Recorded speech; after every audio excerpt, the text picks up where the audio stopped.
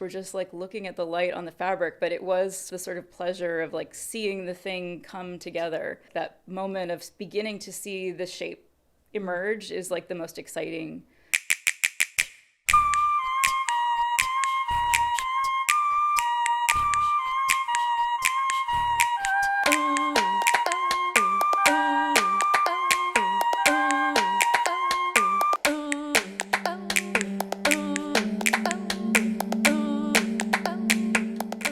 Welcome, friends. I'm Kristin Marting, and this is Torches. Today we have the ingenious Normandy Sherwood. Normandy is an award-winning writer, director, and designer of costumes, objects, and scenery. I'm really excited to speak with her today. Welcome, Normandy. Thank you for having me, Kristin. It's exciting. Thanks for doing it. So, how'd you come to be in downtown performance? Let's see. The short story is that I moved to New York to go to college, and I was really interested in performance art, like 70s body art, and so that made me want to intern at a lot of different cultural institutions. So I was at a place called Exit Art for a while, and then I heard about this place called Shishama and decided to be an intern there one summer. And the person who sort of hired me also was involved in a company called the National Theater of the United States of America. And they were kind of like, oh, and by the way, you can work with our company too.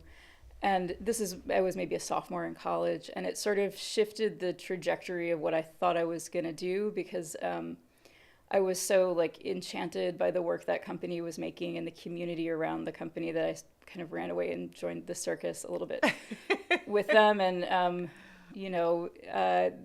finished college and then spent the next 4 or more years than that, but at least the next 4 just really only working with that company as a member and a writer, designer, collaborator. And did you come to it as a playwright originally, or did you come in how did you come in the door to theater? Well, I had done a lot of like dance, like modern dance when I was younger, and I had made costumes, and I always wrote, but I didn't really think about writing for performance until I was actually working with this company. And it was a pretty collaborative group, so lots of people did a lot of different kinds of things, and most people were doing more than one sort of production area at a time. And it sort of felt like everyone pitch in. So like, well, I can write a little bit. I'd like to contribute to that part. Or right. I started doing costumes actually because it seemed like every other design sort of department was in-house. And we kept like hiring a costume designer. And at a certain point I was like, well, I could probably do that. So I'm going to see if I can take that on. Right. And then after a certain number of years, you decided to go to grad school, and you went and you studied with Mac at Brooklyn College as a playwright. And so then how have you married the work you do as a playwright with your design work? Or do you think of them as separate things? I mean, I think of them as very related. Like I'm always thinking about how it looks, or like what the sort of physical conditions of the performance are while I'm writing. Like it's very hard for me to not think about that. And, I think I've always been really interested in like the way that like language and visual art and performance interact, and like the interesting ways that they kind of like pull away from each other and also can coexist. And also have really been interested in the ways that like language can like inform things that are visual in ways that aren't explicit. And so like the understructure of like language and description as it relates to like how you embody or create something based on those ideas. And you've always had a very heightened aesthetic. Like NTUSA had a very heightened, highly designed world that you would enter into in those shows, but at the same time it had a real DIY quality. And I feel like you've carried that into your own practice. Could you talk a bit about what intrigues you about the DIY aesthetic? I think it's really that I just want to have sort of control of the means of production.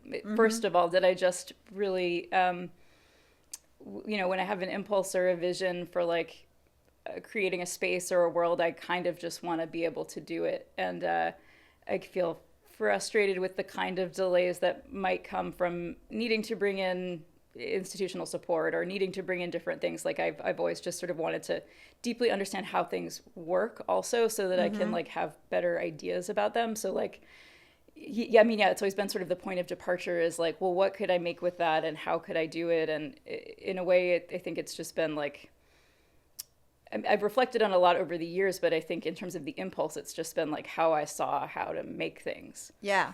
And you also, I think, have pulled from a lot of different sources in your work. Can you talk about inspirations that have come from non-theatrical sources, whether that's books or music or politics or, yeah.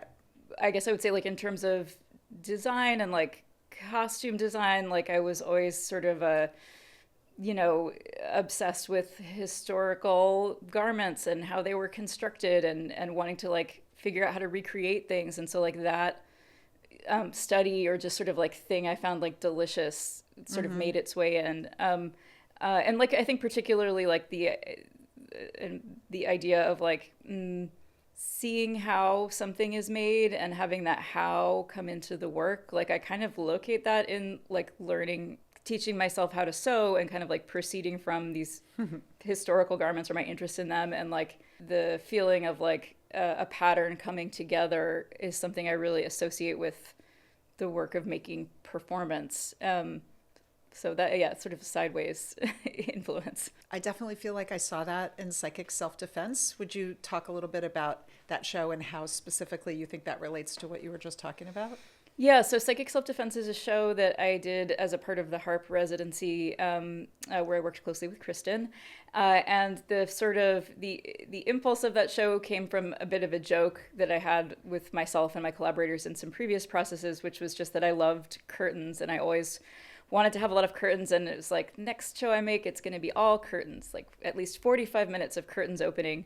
And so then it was sort of the challenge of like well, can we do that? And like, what would that do? And like, why do that? And sort of like, what's the thing that a visual experience like that could open up? But most of that show was made sort of during pandemic times. And so I was at a point in my life where I had a lot of time to make, actually, to sew. And like, I guess to the second part of your question, like I was just sewing curtains for a really long time, and like the materials that I had available, lots of materials for the arts, and the sort of different Materials for the Arts is an organization in New York City that gives free things to artists that are donated from companies and individuals. Yeah, I mean, and I think my work would not exist without Materials for the Arts. I think I'm a power user. But yeah, that I would just be sort of like messing around with some fabric and making different things and sort of seeing what I could make out of the stuff I had, and that a lot of the show, the visual word of the show proceeded from that, like mucking around with available materials and like with a sort of sense of like, this is how I want them to move, or like this is sort of the way I think that some different ways these curtains can interact with each other, creating all the different elements and then like seeing them come together, or like playing with the configuration of how they come together, I think was one of the pleasures of that process. Mm-hmm. Could you talk about content and how you think about content in your work? Yeah, Psychic Self-Defense, as I said, we had this curtain idea, but the other place that it was coming from was just an interest in this like 1930s occult self-help manual called Psychic Self-Defense, which my like that specific text, that it's like my for a while I was trying to write based on that text or like with that text, and throughout that process I just kept feeling like any language is sort of like pulling away from what I want this piece to be. And in a way it's sort of like that was helping me discover like what the content of the piece was. Yeah. So like as a general thing I'll say it's like I feel like content will come from materials and form a lot of time. I mean, there are things that I'm interested in and probably things I see, but like that I want to sort of discover like, what is this a good container for? But with Psychic Self-Defense, it's like this concern with the occult and with sort of like get mysticism, or like getting to a new sort of like consciousness perception is sort of what I ended up taking from that text, rather than, the instructions about how to avoid ghosts and vampires. And that felt really most aligned with like the visual thing that I was making, that it was about like having a visual experience that sort of like does something different to your attention or consciousness. And how do you think about the relationship with the audience and the type of spaces that you might present your work in?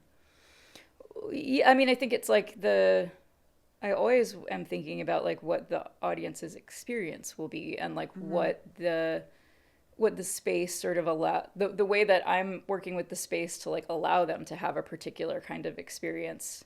And, you know, I mean, it's like I've worked both in theaters and in like non-traditional spaces, and you're kind of like always dealing with like, what do you think people's expectations will be coming in? You know, what's fun about working with that or subverting it, and thinking about like creating like whatever the sort of content of the piece is, even if it is something that can be more eerie or unsettling, that it's about sort of like inviting the audience into a really specific place that sort of like there's a level of like pleasure or comfort in being in that space that like kind of allows them to go with wherever else you want to take them. But I think it's like depends. It's like the space is really important, and like how you are treating, or how I would want to treat the space, or like invite people into a space is like one of the main things I'm thinking about in terms of like actually making a show. Like this last piece that I did, or a show I did at Exponential this year called The Mushroom with Nikki Calonge, which was so fun. Yeah, Kristin got to see it. Quirky and odd, and but like, you know, we had a lot of ideas bouncing around about that show. There was some text, there was some movement ideas, and it wasn't until we were like, this is the space we're going to try and do a version of this at, that a lot of things sort of crystallized in terms of like, what is the thing we're creating for audiences, and like how are we leading them to the little bits and pieces that we've begun to develop about this. Did you know that you wanted to do it up in the rehearsal space instead of in the theater, the bulk of the show? Or was that discovered as you were working?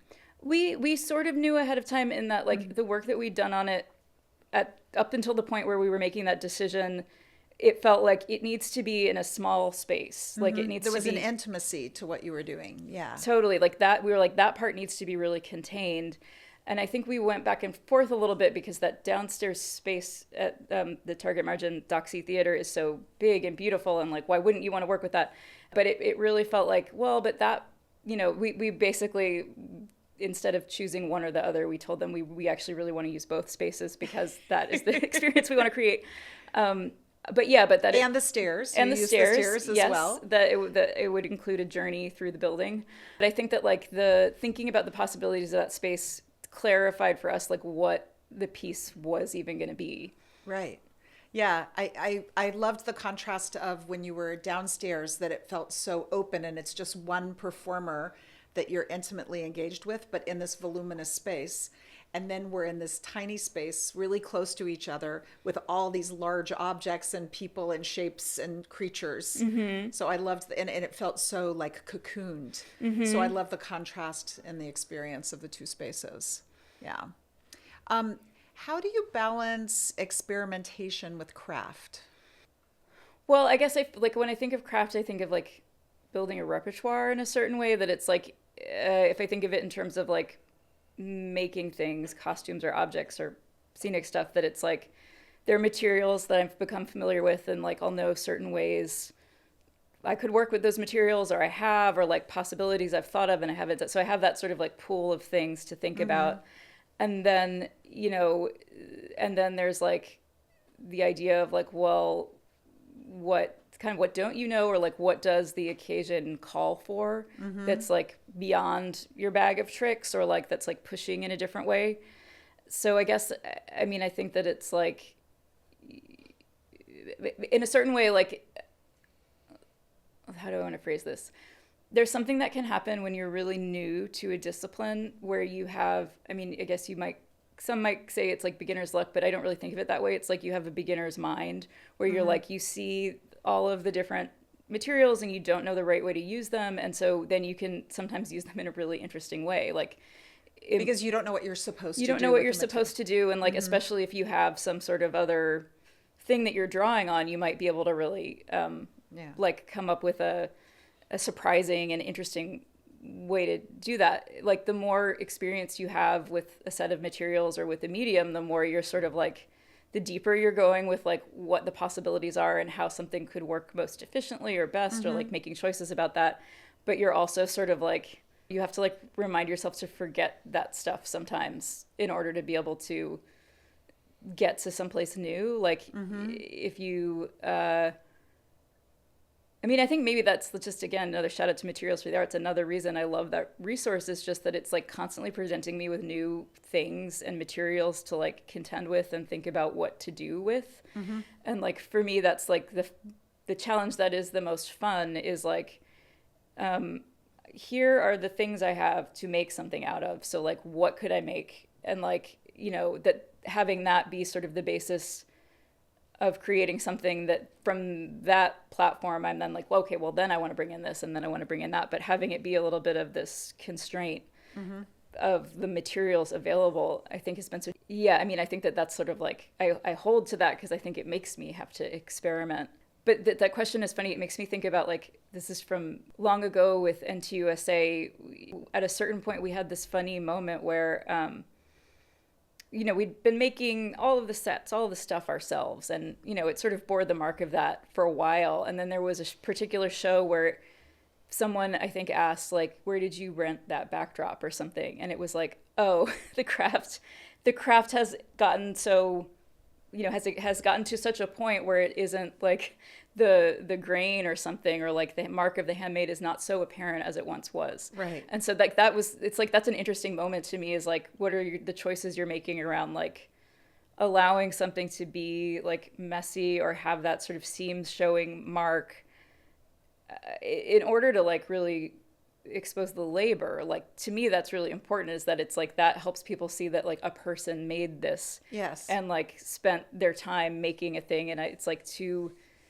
do anything to disrupt like a seamlessness you might have of like, well, that's just a thing and you're just consuming it without thinking about who made it. Like, it feels important to me kind of ethically to like keep messiness in the mix. Could you describe a moment of pure joy in one of your projects? Yeah, I mean, many moments in psychic self-defense. One that comes to mind immediately is, so when we were moving toward the full production, we had sort of a long tech period, and we'd be there long days, long nights. And I just remember one night being in the theater with the lighting designer, Christina Tang, kind of late into the night. And we had some questions about the end of the show, but we really just were like looking at lights on this fabric for like hours. And that's something we did throughout that process. And it was just sort of like in a way it would feel like, what are we even doing in these moments? We're just like looking at the light on the fabric, but it was sort of like meditative, also clarifying about what we wanted to do. But really more than that, it was like, this is the sort of pleasure of like seeing the thing come together. I feel like that in tech processes a lot, like that moment of beginning to see the shape emerge is like the most exciting moment for me. And like, even in just like making a garment, like the moment where you just first start stitching things together and you're like, aha, it looks like a coat or whatever, is like the really exciting moment. And then like you finish it and you do whatever with it. But that like that moment of coming together, I think is like most pleasurable for me. Collaboration is obviously a really big part of your work on your own projects that you're generating with a group of people. You have a lot of people that you work with repeatedly. I'd love for you to talk a little bit about what makes a collaboration really generative for you, and also what you learn from being able to work with people again and again. Yeah, I mean, I think that like the one thing I really valued in that work I did with NTUSA earlier on is that the sort of aesthetic of that company and the concerns of that company became so like clear and developed and evolved that there was a way that you kind of would have almost like an egoless, like, well, that would be good for what this thing we're doing. Like it almost existed as an entity outside of the individuals in ways that were freeing and also frustrating, obviously, but like, but that it just sort of felt like, well, that was a great thing about it, is that you're like, it's like a bigger than one person impulse. And to feel like you're contributing to that, but also you're sort of like, you know, able to have some separation from that was like Right. what made those processes successful. But I think like on another layer, to answer a different part of the question, like we build a shorthand with people, like collaborators you work with again and again, and like you have a sense of like what they want to do, what they tend to do, and trust of like if people want to do something different, like sort of opening that up. Like a great thing about this recent project, The Mushroom, is that like I've worked with Nikki a lot as a performer and in different ways, and this is the first time we're like kind of co-leads of a project, and that has been such a fun movement and shift in our collaboration and way of sort of thinking about like so with the two of us, like what is it that we make together, Right. and I feel like it's like surprised me in ways that are exciting. Great. How has your identity and or lived experience shaped your aesthetic? Yeah, I think that like, one way I think is just like being socialized as a woman, like this attention toward like care and like care for community and like, even just sort of like domestic crafts, I think has, like that's just been so central to my work in ways that are like by choice, but also maybe just sort of like what I'm accustomed to, comfortable with. Or societal expectations. I mean, right. yeah, like I think a sense of like what kind of room I want to create is really patterned by expectations about how women ought to behave in a room and like different ways and ways of leading in that way. And so it's like I felt like value in that and also limitation in that. And then, I also think about like just in terms of like in a micro sense, like the family I grew up in, which was very, in certain ways, we're really arts focused, but in other ways, very casual about that. And like no one had a career in the arts, really. In terms of a public career, but both of my parents and my sister are very kind of like committed in different ways to their own artistic practice. And so like it's sort of like a casual artistic practice, I think, was something it was like a matter of course growing up. Like, of course you would be having something that you make, like, right. And I think that almost like that set of assumptions has sort of like buoyed me in a certain way. Interesting. So you've done a lot of self-producing, but you have had interactions with institutions. So how have institutions supported or not supported your work? The experiences with institutions that I found most, helpful or sort of like creating the possibility for like growth and movement in my work have been relationships where there's sort of like a longer term residency. I guess when I'm thinking about like theater institutions in New York, like I was part of the HARP program and then also the New Ohio Theater, rest in peace's archive residency. So like these programs that are sort of built to help you move a project from like an early stage to a production stage over a period of years, I felt were very sort of like helpful for me in terms of like almost just like knowing, taking some variables off the table, like knowing, okay, this is going to happen then, and I do have people who are going to, it's not only going to be me, right. or only me and my collaborators trying to make it happen. And I think that like times that I felt like more frustrated with institutions, like I'll kind of like locate that at a certain time while I was in graduate school for playwriting, and like a little bit of the time after when I was maybe thinking more in that new play development world. Like I would feel really frustrated by the feeling of delay that I had as a generative artist, where it would be like you'd write a play and then you'd send it somewhere, and it's just like it could be years before somebody wanted to like pick it up. And I was sort of like coming from a place of like collaborative self-producing work. I was like, well, I just should do it. I mean, like I don't have the patience to sort of wait for a particular kind of support if I feel like I can do it myself. And like, I think it's like that is someone from my particular background entering into that world, that's not most people's experience maybe, but I was thinking about like, it's like a balance,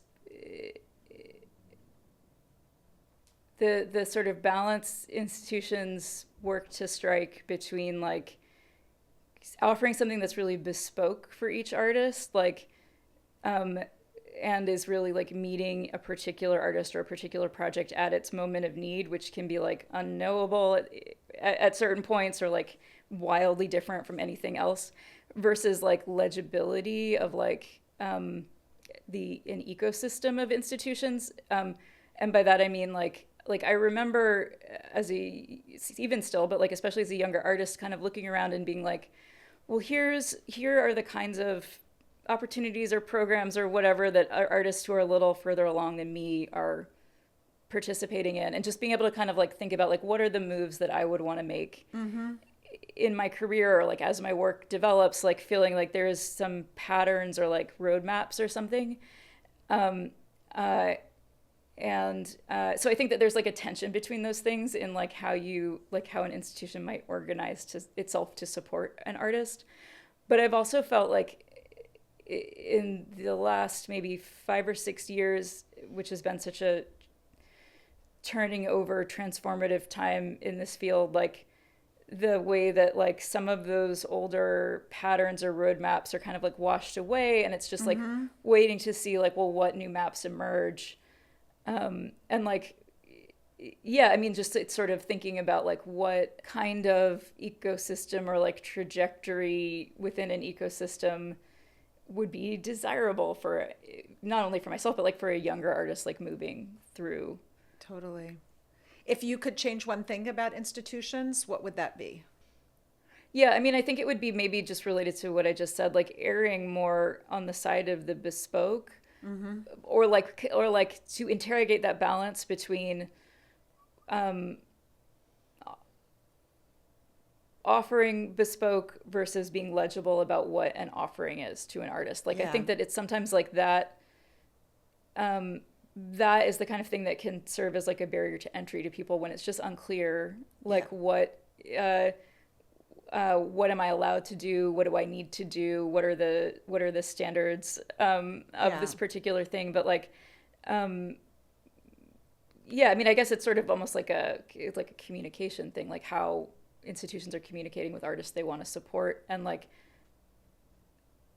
the kind of support they're offering, but also like the clarity with which they are articulating what the support is. Well, as a follow-on to that, do you have a recommendation for how institutions can better support experimental practice or process rather than pushing towards like a commodification or pushing towards result?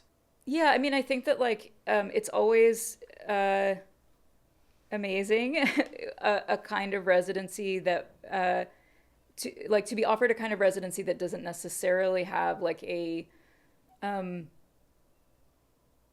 articulated result that is expected at the end. Like, and it's like, I mean, I was almost gonna say like that doesn't even have a public component, but like I understand why that is needed sometimes, but just that it's like to be offered sort of like support where the container is clear, like you have this amount of weeks, you have this kind of space, these are the resources we offer, but that the outcome is sort of like, what do you need to do, what can you do with that will like push this process along for you.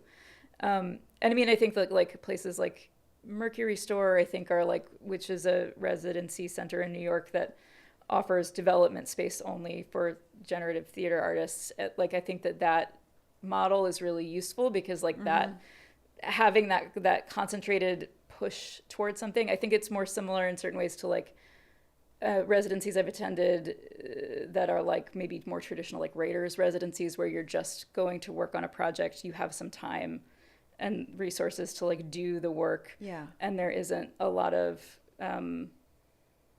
sort of requirements around that, or sort of need to sort of prove that you're using it in the correct way or something. Yeah. Has access to resources changed your work?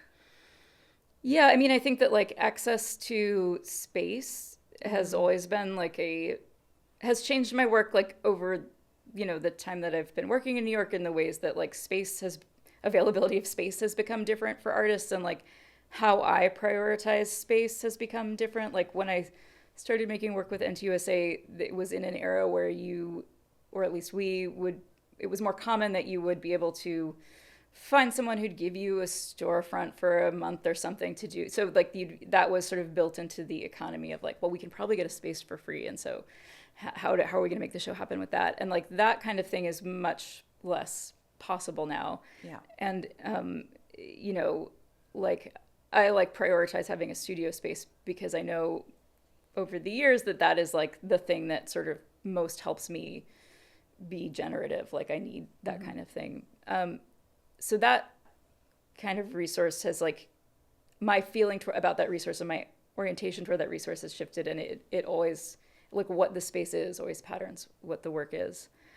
But I think also, the materials I'm working with, like what I have access to, or like the palette that I'm working with is changes what I do.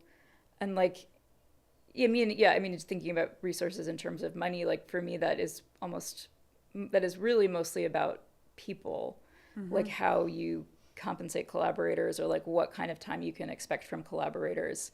And like, if you have more resources, there are different kinds of expectations you might have of collaborators based on the way that you're able to pay them. If you have less resources, you might be striking a different balance. And so, I think that sort of can shift the the way that you're setting a project up. What's the relationship between place and performance for you? You talked a little bit about adjusting to different places. Is New York City one of your collaborators? Yeah, like in that my work has pretty much all been in New York City. With the NTUSA work, we toured it a little bit in the United States and in Ireland, but like the kinds of space that I am able to access to bring audiences into in New York, that has been like the pattern of so many things. And I think also, maybe underlying that is like a relationship to maybe what New York audiences expect from a professional theater, and what presenting something sort of different to those audiences is able to, like what that's able to create for them, and also for the artist, like how that allows you to kind of like change the experience, or like manage the experience in a different way. Like I think it's like you don't have sort of like a non-traditional use of space if you don't have a traditional use of space. So yeah. Do you think that the spirit of downtown that you entered into, and you started, is like late 90s, early 2000s? Early 2000s. Do you think that spirit still exists? Yes, although it's like obviously a pretty different kind of time. Like it's like a lot harder for people to make stuff.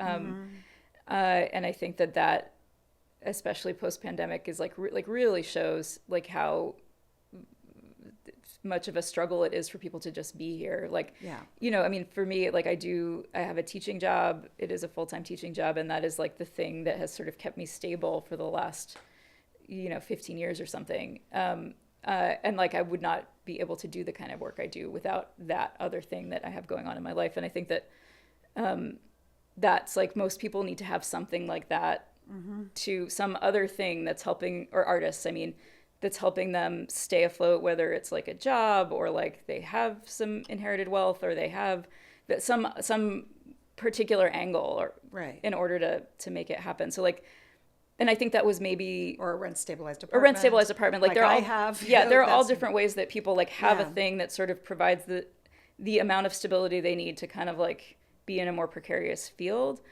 And I think that like my perception is that maybe there was like the barrier, or like there were things that were easier, 25 years ago, about creating that stability for yourself.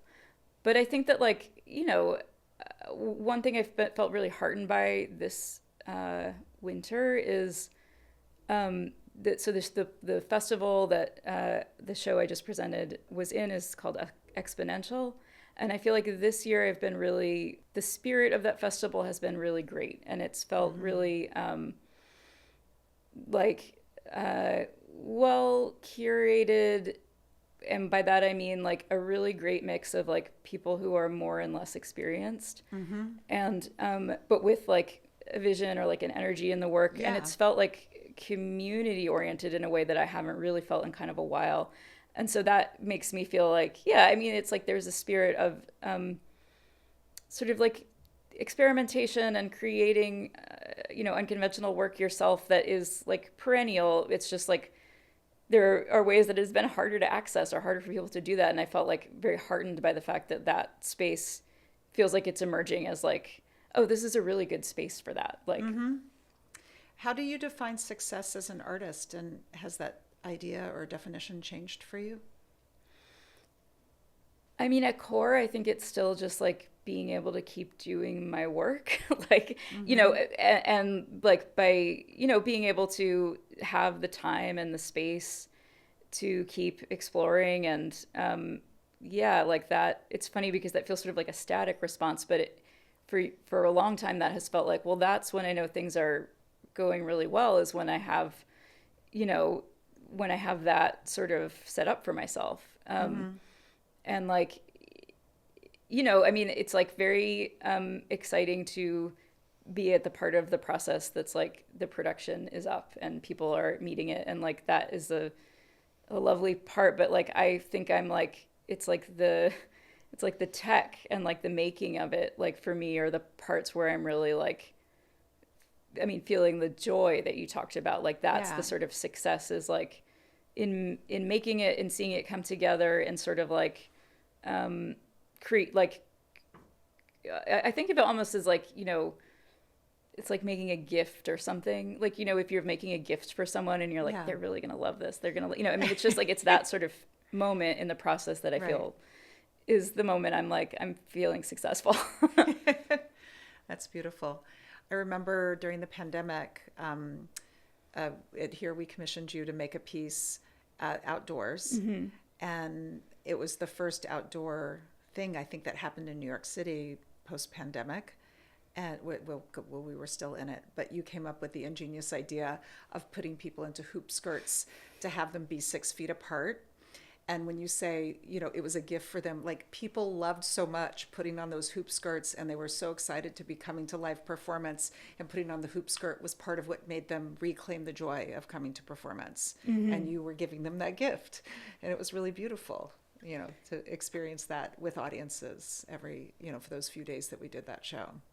Yeah, that's awesome. Yeah, I mean that it's like given like a weird new experience you didn't think you would have. Like, is there anything that we didn't talk about that you'd want to share? This is sort of apropos of an earlier question. An interesting thing that happened with the mushroom, which is something that I've been thinking through with my work and that has been like emergent in different ways, is the way that it's like the way that language works with something that's really visual. And like in that process, I mean, as with psychic self-defense, although in sort of a different way, we ended up, we were working with a text for a really long time. In addition to the monologue, which opens the show, we were working with some different language and text for quite a while. And at a certain point, it was like, well, they need to not actually say that. And that it's like the value of the text was in the sort of process work. Interesting. And that it's like, I was like, that's a really, as a playwright, that's a really interesting way to think about like the value of the language. The remnants are still there. They're still felt. Totally. And it was like absolutely patterned, like the approach to how the performers did the performance, or like the characters they created. It was like, it was very formative, important to have it in the room for a really long time, but ultimately it needed to not be in the final show. And so like that, it's just, as I've been like meeting different moments like that, it's just interesting to me. Like for a long time, I felt like as a writer, what I really wanted to, when I was identifying more as a writer, I was like, what I really want to do though is like create a show that sort of proceeds from the visual, or like proceeds from design, and like doesn't take the text as like the central element. And it's been interesting to like in the last few shows sort of enact different ways of what that might mean, and like exciting actually. I'm like, that is an exciting use for language for me, that it's not about, and I think the reason that we wanted to take it out is that it's like once you're adding language to an experience that's really visual, it's like it changes the nature of that experience. And there's like, I feel like I'm playing around in the borders of like, well, what's possible and like what is that change, but like how and the way that it changes it is that it maybe, for my purposes, like sort of can have the potential to bring someone out of a different kind of like attention or absorption that they would have without interpreting language. And so yeah, I mean, I guess I've just been thinking about like how my interest with like creating that sort of space for people alongside my interest in creating language and like what language can do, and like thinking about how those two things, I feel like that's an open question for me, is like how those two things are working together. That's exciting. Thank you for sharing that. Yeah. Thanks for doing this. Thank you so much for having me. Yeah. Thanks to you out there for joining us, and to HowlRound for hosting. And we hope you'll come back for more of Torches.